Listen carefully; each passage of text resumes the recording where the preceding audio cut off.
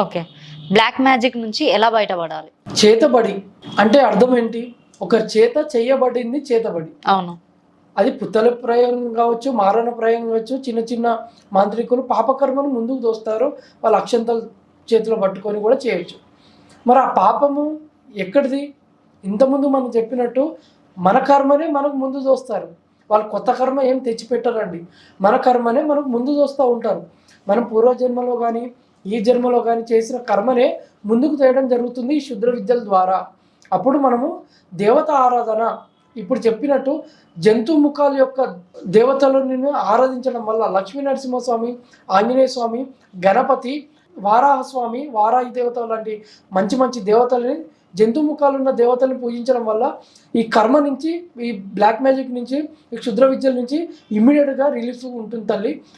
ఎవరినైనా కూడా ఇష్టదైవాన్ని కూడా కులదైవాన్ని కూడా పూజించవచ్చు, తప్పులేదు.